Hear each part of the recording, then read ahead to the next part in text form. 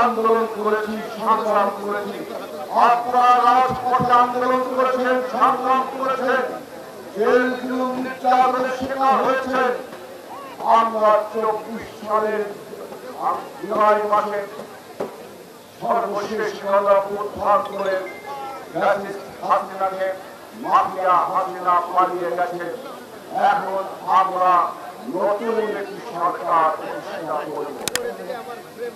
আমরা এখন নির্বাচনী আয়োজনে মেতে উঠব, কিন্তু আমরা বিশ্বাসের সাথে লক্ষ্য করছি বিভিন্ন রাজনৈতিক দল যারা আমাদের সাথে 24-এর গণঅভ্যুত্থানে কাঁধে কাঁধ রেখে রাজপথে সংগ্রাম করেছে, তারা আজকে নির্বাচনকে প্রশ্নবিদ্ধ করবার জন্য, নির্বাচনে অনিশ্চয়তা করবার জন্য বিভিন্ন রকম বয়ান তৈরি করেছে রাজনৈতিক ময়দানে। কিন্তু ইনশাআল্লাহ বাংলাদেশের জনগণ যেহেতু নির্বাচনী উৎসবে মেতে উঠেছে, সমস্ত রাজনৈতিক বয়ান, নির্বাচনের বিপক্ষে যে বয়ান তুলেছে, সবকিছুকে পরাজিত করে আগামী ফেব্রুয়ারি মাসে ইনশাআল্লাহ নির্বাচন অনুষ্ঠিত হবে। যদি আগামীতে বিএনপি সরকার গঠন করে, আমাদের এই অঞ্চলে একটা খেলাধুলার জন্য আমরা উপজেলা পর্যায়ে স্টেডিয়াম গঠন করব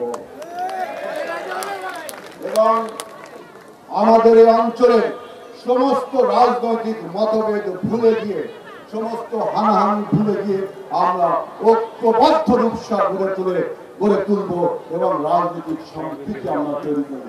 আমাদের এখানে হিন্দু, মুসলিম, বৌদ্ধ, খ্রিস্টান আমরা যারা বসবাস করি, আমরা সকলের ভাই ভাই ঐক্যবদ্ধ হয়ে ধানের শীষ প্রতীক দিয়ে আমরা এগিয়ে যাব আমাদের রূপসার মায়ের জন্য। হিন্দু, মুসলিম, বৌদ্ধ, খ্রিস্টান আমরা সবাই নিরাপদ, আমরা সবাই নিরাপত্তার সাথে বসবাস করতে চাই। আমরা বিএনপি আপনাদেরকে সেই আশা দিচ্ছি, সেই প্রত্যাশা দিচ্ছি। আমাদের এই সমাবেশকে সফল করার জন্য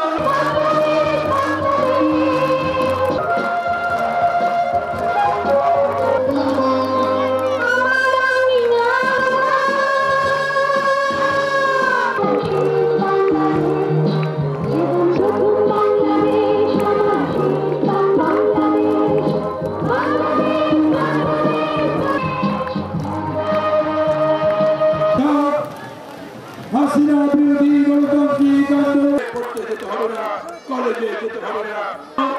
এই অঞ্চলের বেকার ভোটের মাধ্যমে আপনাদের জন্য আজকের এই সামরিককালীন সরকারের আমরা ভোট ভিক্ষা করবো, ভোট চাইবো এবং সেই লক্ষ্যে আমরা রূপসা তারকাদার বিজয়ী সুশিক্ষিত মহিলাকে জিতিয়ে আমরা এমপি হিসাবে মানুষ, আমাদের মনের মানুষ, যার কাছে আমরা মহিলাদের জিন্দাবাদ বাংলাদেশ জাতীয়তাবাদী মহিলা